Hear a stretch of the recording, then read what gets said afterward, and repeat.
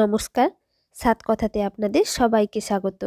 আজকে খুব কম উপকরণে আর খুব কম সময়ে শিম দিয়ে একটি দুর্দান্ত স্বাদের রেসিপি আপনাদের সাথে শেয়ার করব। আশা করছি রেসিপিটি আপনাদের ভালো লাগবে। ভালো লাগলে প্লিজ আমার চ্যানেলটিকে সাবস্ক্রাইব করে আমার সাথে থাকবেন। চলুন রেসিপিটি শুরু করা যাক। এই রেসিপিটি বানানোর জন্য সবার প্রথম গ্যাস জ্বালিয়ে একটি কড়াই বসিয়ে দিয়েছি আর তার মধ্যে দিয়ে দিচ্ছি বেশ কিছুটা জল। জলটা হালকা গরম হয়ে গেছে, সামান্য কিছুটা লবণ জলের মধ্যে দিয়ে দিলাম। এবার বেশ কয়েকটা শিম, প্রায় 10 থেকে 12খানা শিম আমি সাইডগুলোর শক্ত অংশ ছাড়িয়ে নিয়েছি আর ভালো করে পরিষ্কার করে ধুয়ে নিয়েছি। সেই শিমগুলোকে এই জলের মধ্যে দিয়ে ঢাকা দিয়ে কিছুক্ষণ লো টু মিডিয়াম ফ্লেমে রান্না করে নিচ্ছি।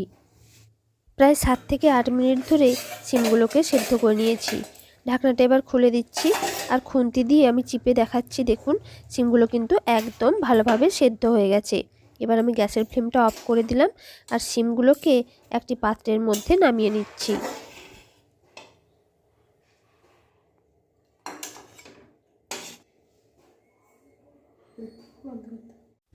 এখানে একটি জালতির মধ্যে আমি 5 কোয়া রসুন নিয়েছি, খোসাসহই কিন্তু রসুনগুলো নিতে হবে। এবার গ্যাসের ফ্লেমটা অন করে দিচ্ছি আর এই রসুনগুলোকে পুড়িয়ে নিচ্ছি। গ্যাসের ফ্লেমটা একটু কমিয়েই রসুনগুলো পুড়বেন আর এইভাবে নেড়ে চেড়ে দেবেন যাতে সব দিকটা ভালোভাবে পোড়া হয়। আমি এখানে একটি খুন্তি দিয়ে রসুনগুলোকে এইভাবে উল্টে পাল্টে দিচ্ছি যাতে ওপর আর নিচ দুই দিকই ভালোভাবে পোড়া হয়ে যায়। 1 মিনিটের মধ্যেই রসুনগুলো ভালোভাবে পুড়ে গেছে। এবার গ্যাসের ফ্লেমটা অফ করে রসুনগুলোকে ঠান্ডা করে নিচ্ছি। রসুনগুলো ঠান্ডা হয়ে গেছে, এবার এইভাবে খোসাগুলো ছাড়িয়ে নিচ্ছি। খোসাগুলো কিন্তু খুব সহজেই ছাড়ানো হয়ে যায় আর সমস্ত রসুনগুলোর খোসা এইভাবে আমি ছাড়িয়ে নিচ্ছি। সমস্ত রসুনের খোসাগুলো ছাড়ানো হয়ে গেছে। এবার এখানে নিয়েছি একটি মিক্সির জার আর খোসা ছাড়িয়ে নেওয়া রসুন কোয়াগুলো সবার আগে আমি মিক্সির জারে দিয়ে দিলাম। তারপর দিয়ে দিচ্ছি 3টে কাঁচা লঙ্কা আর এখানে আমি 1 গোছা ধনেপাতা নিয়েছি। ডাঁটা সহ ধনেপাতাগুলো নিয়েছি কারণ ডাঁটার মধ্যে সবথেকে বেশি টেস্ট থাকে। আর ধনেপাতাগুলোকে একদম ভালো করে ধুয়ে নিয়েছি যাতে কোনো বালি বা অন্য নোংরা না থাকে। সেই ধনেপাতাগুলো দিয়ে দিলাম আর এবার সেদ্ধ করে নেওয়া শিমগুলোও আমি মিক্সির জারে দিয়ে দিচ্ছি। আপনারা চাইলে একটা ছোট সাইজের টমেটো পুড়েও এর মধ্যে দিতে পারেন, সেই রেসিপিটাও কিন্তু দুর্দান্ত লাগে। কিন্তু আজকে আমি টমেটোটা দিইনি, জাস্ট নর্মালি বানিয়েছি। এবার দিয়ে দিচ্ছি সামান্য কিছুটা লবণ। যেহেতু সেদ্ধর সময় লবণ দেওয়া ছিল তাই এখন আমি অল্প পরিমাণ লবণ দিলাম। এবার ঢাকনা দিয়ে এটা বেটে নিচ্ছি। শিমটা বাটা হয়ে গেছে। আবারও গ্যাস জ্বালিয়ে কড়াই বসিয়ে দিয়েছি।